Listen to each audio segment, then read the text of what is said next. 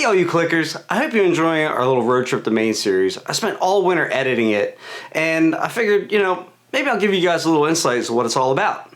So last summer when we were planning this trip, I had this crazy idea that maybe it would be a good opportunity to get the kids into photography. That's what I do for a living, and I knew I was going to want to take some photos. I remember when I was a kid, I was following my dad around on his photo trips. It was pretty boring waiting around for the right lighting and all that. So eventually I got into it just to give myself something to do, and I ended up loving it. Well, my little idea worked out even better than expected, and I was able to film the entire trip.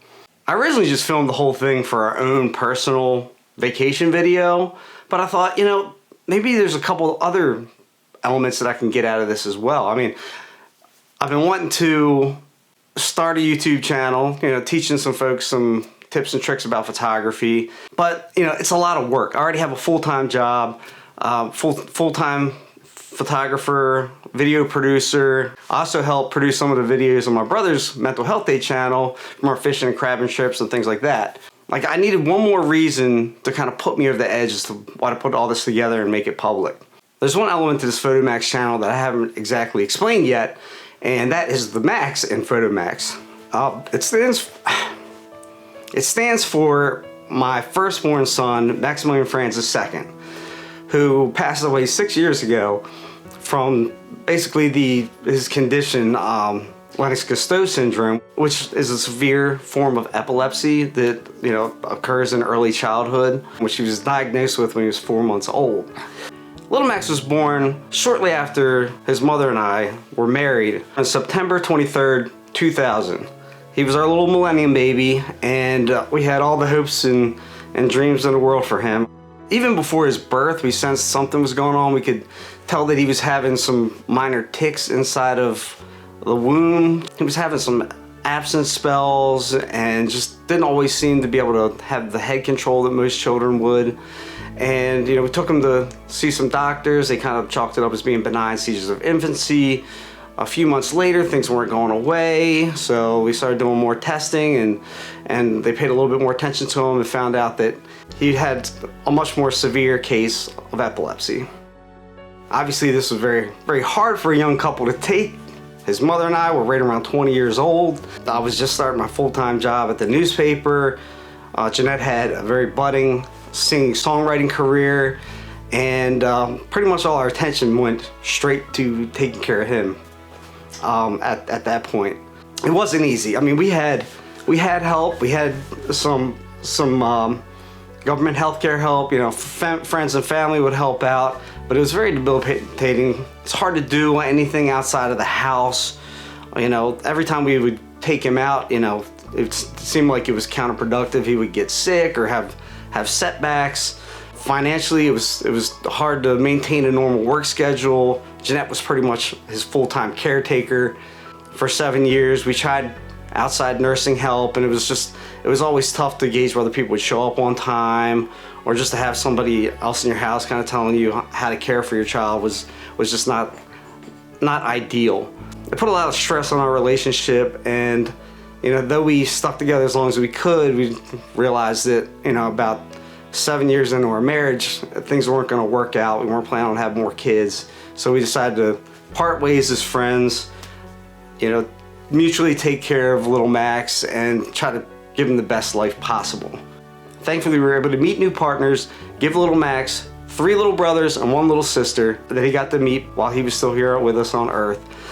And despite all the challenges that we faced, and all the hardships he went through, I can't imagine my life without him. He taught me strength and perseverance that I would never seen in anybody else. He was just a perfect child, never did anything to hurt anybody. It was always hard to tell how he was feeling, but we kind of knew his little language.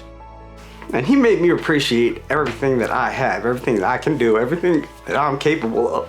When he was originally diagnosed, the doctors basically told us he was going to have cerebral palsy, and that he's never going to be able to walk, and he might not live old enough to see his teenage years.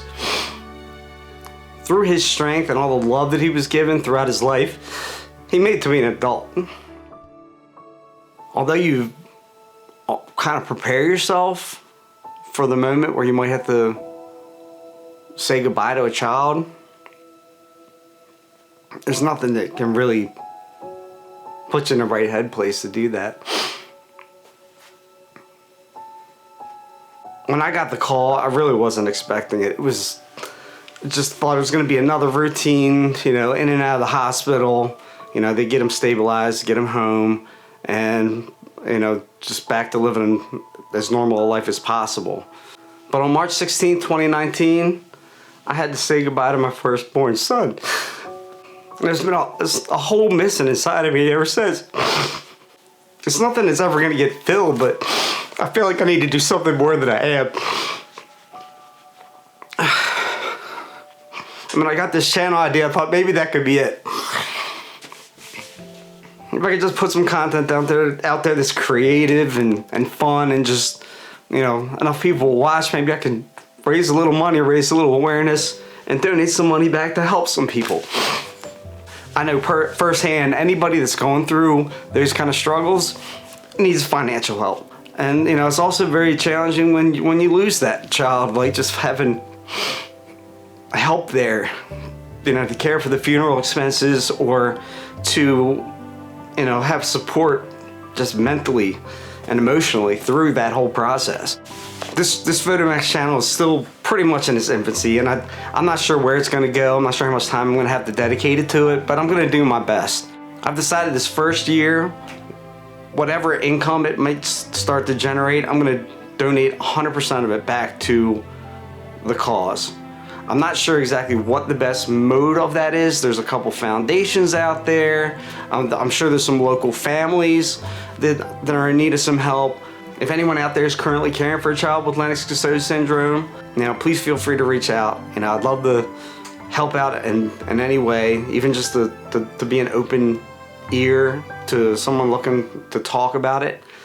I know the struggles firsthand, when it comes to trying to figure out what to do, how to deal with it, how to best be there for your kid, even when you're going through a lot of turmoil and emotional challenges. I personally know how hard it can be, and I just want to help. I'm really just still in the early stages of this whole thing, but I'm trying to figure out the best way to make the most impact. If you have any ideas, please feel free to reach out. Let me know what you're thinking. I know there's a LGS Foundation out there. I'm not affiliated with them at all. I haven't had a chance to reach out yet. I've always been the guy behind the camera. I'm trying to force myself on the other side. It's not easy for me, as you can see from all the cuts. Sometimes you just got to put yourself in an uncomfortable position if you want to make the difference. I know there's a lot of challenges in the world today. There's a lot of funding being cut at the federal level and maybe even our state level here. If you're a politician or someone has influence, I say please stand up for disability funding. It's the only thing that got Jeanette and I through when we were going through this really challenging time. Every day there are children going through the same thing that my son's going through, and parents are going through the same challenges. If you happen to see them on the street, hold the door open. Give them $20. Ask them what you can do to help. Little gestures like that go a long way, and I'm just going to try to do my best to help the cause. If anything, maybe it'll help me a little bit in the process. I took this photo of him when he was 5 years old. He was sleeping in his chair in his room one day when I came in to give him a kiss on the forehead before I went to work, and I just noticed how beautiful he was. It's actually hanging upside down because he was laying back. I put a black sheet under his chin and just let the window light his face. I set up my old Nikon N90 with a 105 micro lens, and I was using 3200 speed film to give it that extra grainy look. It's part of a series that I was working on back then, and it's kind of been the photo that just has always illustrated him best. His calm, peaceful spirit. So that's why I decided to use this photo within the logo of Photomax and at the end of every episode as a tribute to him. Little Max was an inspiration to everyone who had the opportunity to meet him. Despite all his challenges, he still managed to smile almost every day. I'm not going to let his life go unknown and his legacy just disappear into the void. I'm going to do everything I can to help people in his name. And I hope you can help with the cause, even if it's just liking and subscribing. In the meantime, I hope you enjoy the rest of this road trip to Maine series and stick around for what's to come. I've got a few crazy ideas. I think we're gonna have a little fun. So until next time, clean your lens, keep on clicking, and enjoy the day.